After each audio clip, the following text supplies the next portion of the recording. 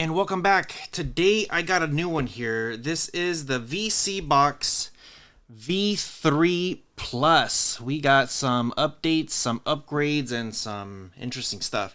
If you guys are brand new to the channel, consider subscribing, and if you're a returning subscriber, welcome back. Try to get you guys here all the latest and greatest. And I have to say, if you guys are interested in this, I will leave a link in the description below. That way you guys get hooked up with one of these. And also, if you want this one, shoot me an email, rohasentertainment@gmail.com, and I'll give you guys a pretty good hookup. Okay, what are the specs? This one has 64 gigs of internal storage, 4 gigs of RAM. It supports all the way up to 8K. It says it has H.265, Bluetooth version 5.0, Android 11, dual band Wi-Fi, HDMI 2.1, OTA updates. This thing has some great stuff here. So let's go ahead and open this guy up. And it seems like it's going to be already a pain to open it. So here we go. All right. First thing you get is going to be the box at the very, very top. Very excited to see what they've done with this one. So there is the box itself. Pretty good how they have it set up. Yeah, nothing on either side, which is interesting because they normally have some ports, but this one doesn't. So you do have, it looks like your power, AV, you do have your HDMI right there, and also the TF card slot at the bottom, 2 USBs, and a Ethernet. Very, very good. As far as your remote goes, there's no batteries in here, which every time I see the price tag this high, I'm like, you guys couldn't throw in a pair of batteries for whatever reason.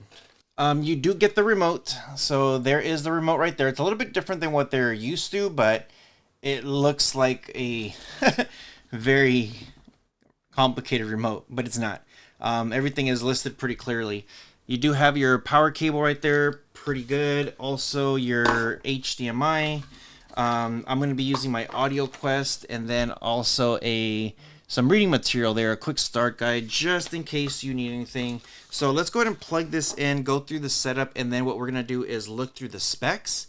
Should be very, very simple and very, very quick. So let's go ahead and check this one out. And one more thing before I forget, I know some people are gonna try to take off the cover on the remote, but there's actually a small little lip right here on the side.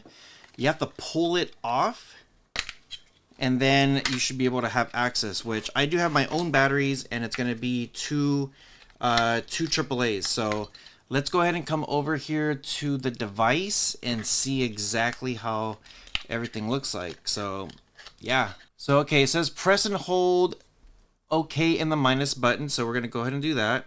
And there we go. It looks like the volume is going back and forth, and okay, now it's connecting. So pretty simple.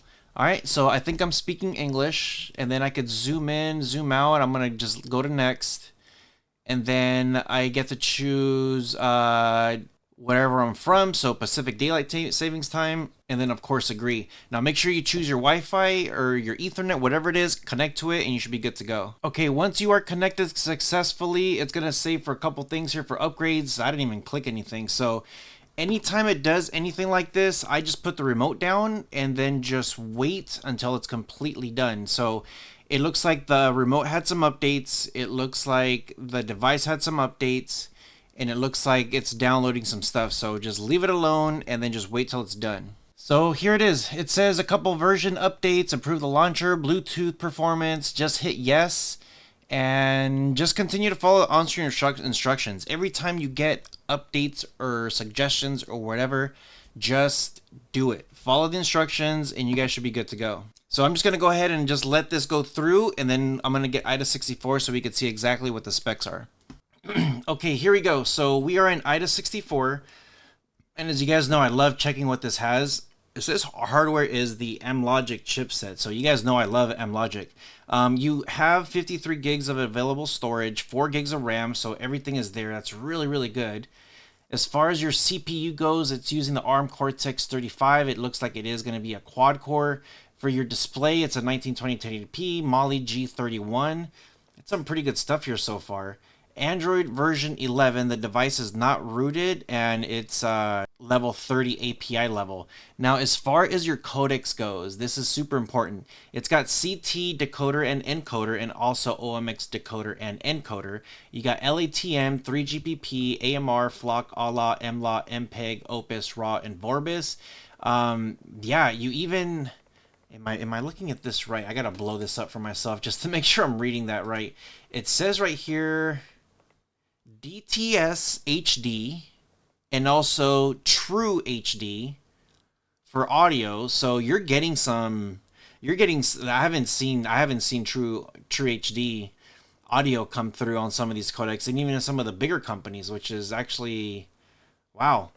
It does have all the Logic codecs here, so you got VP6, AF, AV01, AVC, AV2, RM10, 20, 30, 40, WMV1, 2, and 3, 3GPP, H263, H264, VP8, VP9. It's got everything in here. The only thing that would have been like the cherry on top with codecs on video-wise is if they had the 3 Dolby Visions, which they do have it in pass-through.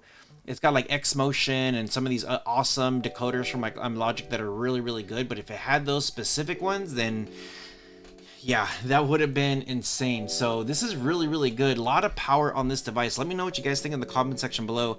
Try to get you guys here all the latest and greatest. If you guys want this, again, shoot me an email, rohasentertainment@gmail.com. I always sell these out pretty fast, but I will leave in the link in the description below. With all that being said, you guys take care of each other, and I'll see you guys in the next one.